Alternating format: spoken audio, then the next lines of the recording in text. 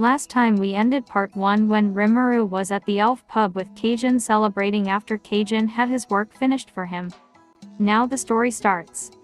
That morning Rimuru once again found himself in the same cell he was in when he came to the kingdom of the dwarves.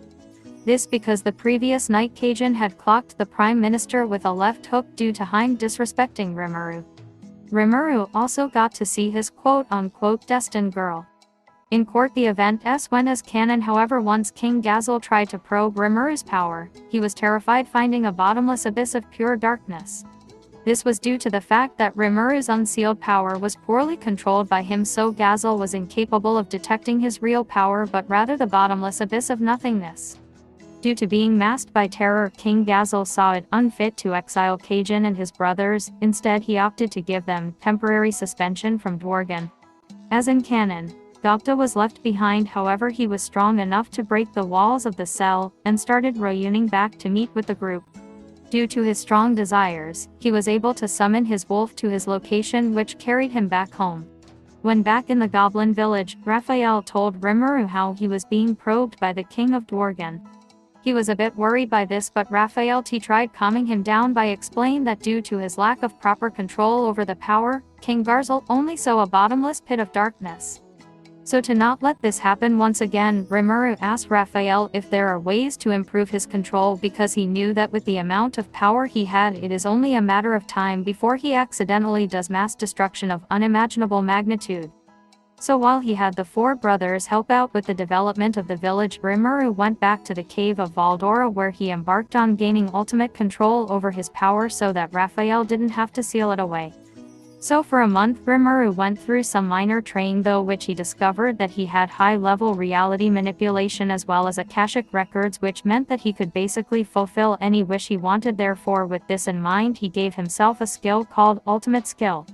Perfect Control, which gave Nate perfect control over his body power and skills. With this came an increase to his intellect because he was able to access his quote-unquote brain part affected by Raphael. A week after Rimuru came back to the village, the goblins reported humans nearby. Rimuru saved Shizu, and the group then proceeded to bring them to the village.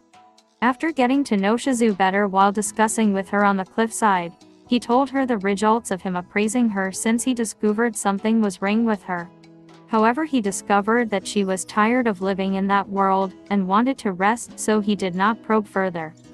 The following day, Rimuru came to find Shizu being possessed by Ifrit, so he casually came in front of Ifrit and tapped him with his slime tentacle, knocking him to the ground, intently reverting him to Shizu, whom Rimuru healed instantly.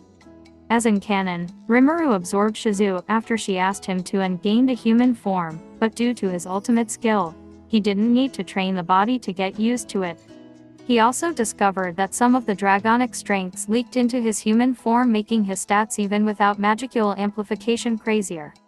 A few weeks later, Rimuru got a report that Orgers had attacked the hunting team, but they were beaten unconscious by the hunting team.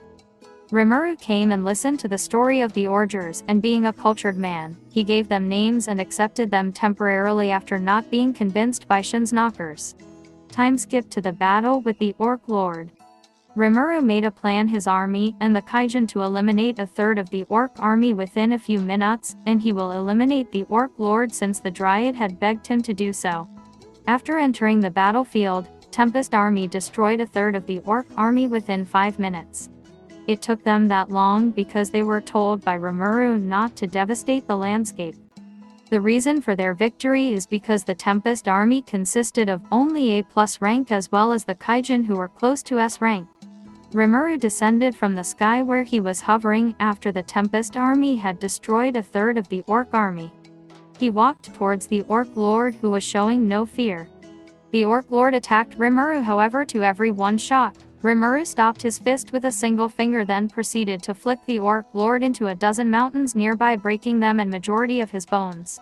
He was only alive because Rimuru had calculated that he would barely survive due to his regeneration. So Rimuru listened to his story, then before he could absorb him, he felt another person coming with malicious intent, but before he could land on the ground, Gokta jumped up and one-shot the mastermind to death in one powerful swing of his sword. Rimuru then absorbed the Orc Lord, taking his sins upon himself. Besides the bystanders, there were people in a room watching the events unfolding. Some being excited to see Rimuru's power while others being shaken by that power. However, among them, a pink-haired person was smiling wryly, anticipating the battle they could have with Rimuru.